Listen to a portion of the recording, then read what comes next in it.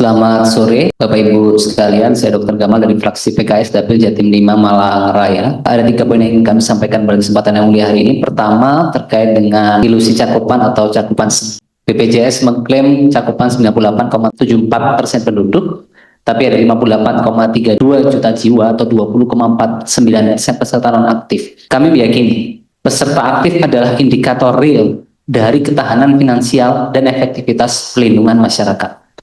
Peserta non-aktif, mereka punya kartu tapi tak punya akses, mereka terdaftar tapi ditolak saat berobat. Sehingga kita harus membangun satu paradigma bersama bahwa indikator keberhasilan BPJS bukan lagi pada cakupan, tapi pada keaktifan peserta. Lalu kedua, ketidakseimbangan aktuarial atau defisit struktur.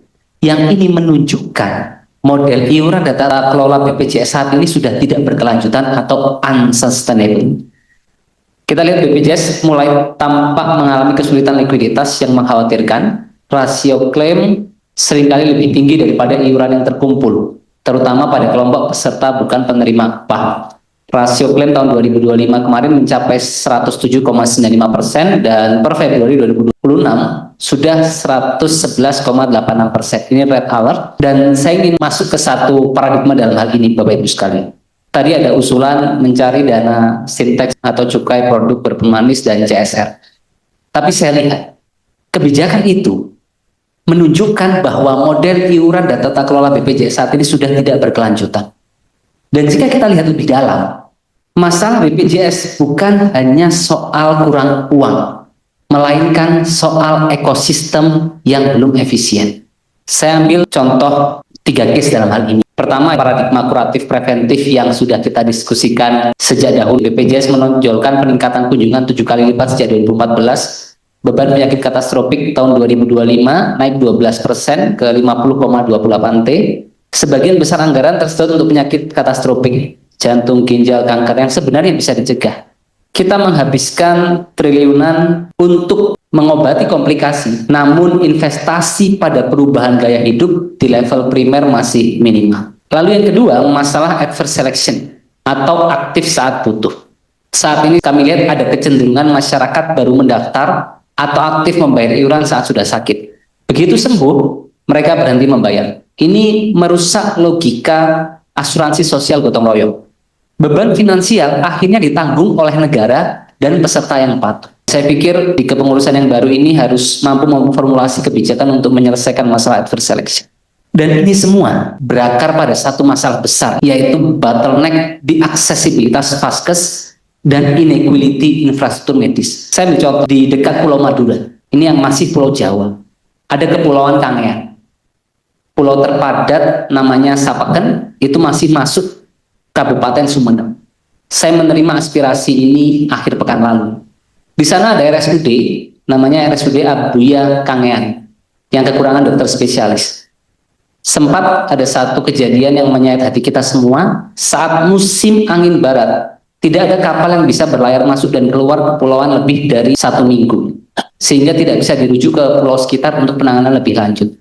4 ibu hamil dengan penyulit persalinan normal meninggal karena akses fasilitas kesehatan yang terbatas. Bayangkan, ini masih di Pulau Jawa. Saya mengatakan begini, strategi penagihan, collection yang agresif tidak akan efektif jika tidak dibarengi dengan perbaikan pada sisi layanan, antrean RS, ketersediaan obat, kemudahan rujukan.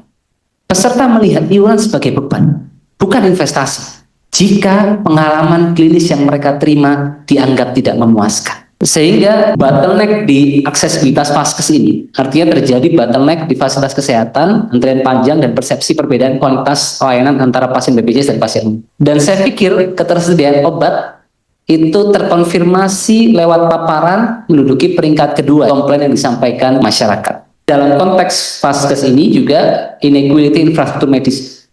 BPJS adalah sistem nasional, namun fasilitas kesehatan terpusat di Jawa. Pasien di daerah terpencil membayar iuran yang sama, tetapi mendapatkan akses layanan yang jauh lebih rendah. Ini adalah bentuk ketidakadilan sistemik yang tersembunyi atau bias institusional. Terakhir, Bapak Ibu sekalian bisa membuat gebrakan, terobosan, inovasi untuk menyelesaikan permasalahan. Misalkan kita sudah harus beralih menurut saya, Pak. Alih-alih membayar rumah sakit berdasarkan volume layanan fee for service atau inasi bijis, BPJS harus mulai mempelajari sistem pembayaran berbasis outcome. Jadi rumah sakit yang berhasil menyembuhkan pasien tanpa komplikasi atau perawatan ulang dalam jangka waktu tertentu akan mendapatkan insentif lebih. Ini mendorong efisiensi dan kualitas, bukan sekedar memperbanyak tindakan medis. Lalu saya belum melihat per hari ini kita mengoptimalkan telemedicine secara agresif, efektif, merata di berbagai wilayah yang saya yakin telemedicine itu akan mampu menekan biaya dan memfasilitasi rekan-rekan kita yang berada di luar Jawa. Termasuk kami mendorong Health Sovereign Wealth Fund, dana abadi kesehatan. Saya pikir kita bisa mendorong satu kebijakan bersama bagaimana iuran atau pajak dari rokok atau minuman berpemanis itu menjadi dana abadi yang ke depan kita bisa harapkan mengembalikan BPJS menjadi jaminan kesehatan nasional yang berkelanjutan. Terima kasih. Wassalamualaikum warahmatullahi wabarakatuh.